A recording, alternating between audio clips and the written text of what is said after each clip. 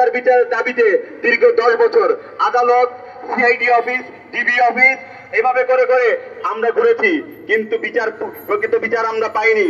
বারবার দেখেছি সরকার রাষ্ট্র ধামাচাপা দেওয়ার জন্য মোহাম্মদ ইমরান হোসেন তুষার, ছাত্রদের ভাই মোহাম্মদ ইমরান হোসেন তুষার। 5 আগস্টের পরবর্তী সময়, এই সময়টি আমাদের জন্য, এই জাতির জন্য খুবই গুরুত্বপূর্ণ সময়। বাংলাদেশের বিভিন্ন সংগঠন, বিভিন্ন ধারার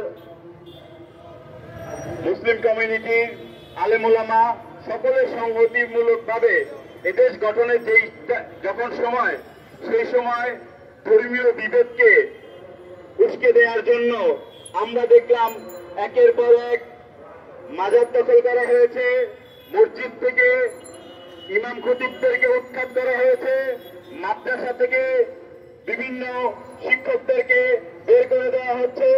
তার ধারাবাহিকতায় আমরা দেখলাম এদেশের সুফিবাদী মুসলমানদের সর্বোচ্চ সংগঠন আহলে সুন্নাত ওয়াল জামাতের সর্বোচ্চ নেতৃবৃন্দকে শহীদ আল্লামা নূর ইসলাম ফারুকীর সেই হত্যাকাণ্ডের মতো একই স্টাইলে হুমকি দামকি দেওয়া হচ্ছে। এই যে দেশকে অস্থিতিশীল জায়গায় নিয়ে যাওয়া হচ্ছে, ধর্মীয় ভাবে বিভেদ সৃষ্টি করা হচ্ছে, জাতিকে যে বিভাজনের পথ দেখিয়ে দিচ্ছে, তারা কি আজকে এই বাংলাদেশকে কোথায় নিয়ে যেতে যাচ্ছে আমাদের কাছে স্পষ্ট। আমরা দেখতে পাচ্ছি তাদের এই আচরণের মাধ্যমে এদেশের বিভিন্ন ধারার মুসলমানদের মাঝে বিভিন্ন ধারা বিভক্তি সৃষ্টি হচ্ছে। আমরা বলতে চাই সরকারের এই নীরবতা, স্বরাষ্ট্র মন্ত্রণালয়ের এই দায়িত্বহীন আচরণ, আমরা ধর্ম উপদেষ্টার সেই আচরণগুলো দেখে বিস্মিত হচ্ছি। কেননা তাদের আচরণের মাধ্যমে এই উগ্রবাদী যুবগোষ্ঠী উদ্বুদ্ধ হচ্ছে।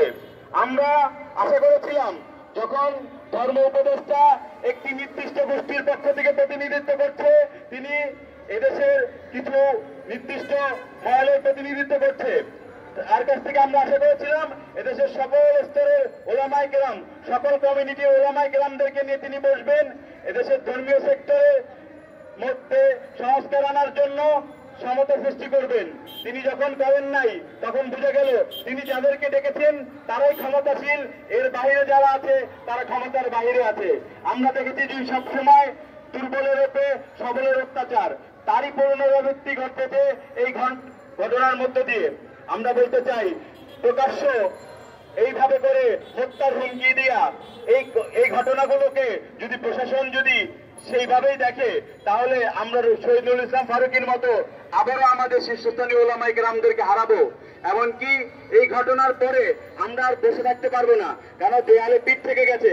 আমরা দেখেছি এক শহীদুল ইসলাম ফারুকী রহমতুল্লাহ হত্যার বিচারের দাবিতে দীর্ঘ 10 বছর আদালত, সিআইডি অফিস, ডিবি অফিস এভাবে করে করে আমরা ঘুরেছি, কিন্তু প্রকৃত বিচার আমরা পাইনি। বারবার দেখেছি সরকার রাষ্ট্র ধামাচাপা দেওয়ার জন্য, মামলাকে ভিন্ন খাতে প্রভাবিত করার জন্য এক এক সময় এক এক রকম বক্তব্য দিয়েছে।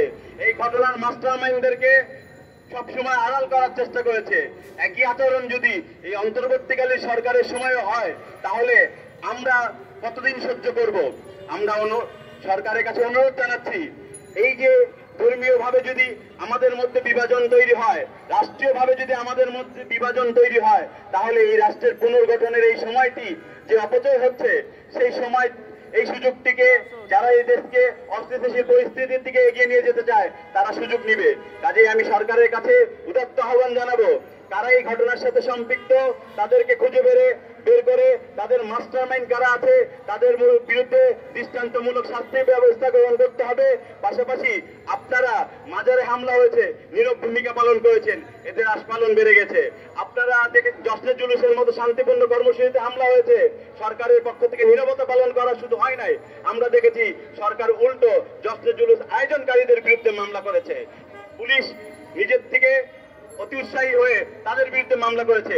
আজকে সেই মামলার কারণেই এরা আজকে উদ্বুদ্ধ হয়েছে এ ধরনের নাশকতামূলক কর্মকাণ্ডের হুমকি দেওয়ার জন্য।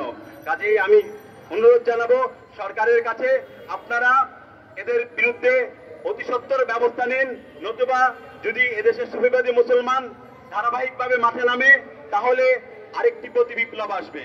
সেই বিপ্লব আপনাদেরকে আপনাদের ঠিকানা নির্ধারণ করে দিবে, এই জাতির কাছে আপনাদের অবস্থান পরিষ্কার করে দিবে। কাজেই আমি অনুরোধ জানাবো, এখনো আপনারা এই ঘটনা সুষ্ঠু তদন্ত করুন। যারা এইভাবে প্রকাশ্য আলেম ওলামাদেরকে, শুধু আমাদের ঘরানার আলেম না, কোন ঘরানার আলেমকেই কেউ প্রকাশ্য এভাবে হুমকি দিতে পারবে না। এদেশে রাষ্ট্রীয়ভাবে কোন ধরনের আলেম ওলামাদের মধ্যে বিভাজন, বৈষম্য আমরা দেখতে চাই না। এদেশের প্রত্যেকটা সেক্টরের আলেম ওলামাদেরকে, প্রত্যেক ধরনের আলেম ওলামাদেরকে নিয়ে অতি সত্বর ধর্ম উপদেষ্টাকে বলবো যে জাতীয় সংহতির ঘোষণা দিতে হবে, সেখানে সকল শ্রেণীর সকল ধরনের আলেম ওলামাদের উপস্থিতি আমরা নিশ্চিত করার আহ্বান জানাচ্ছি।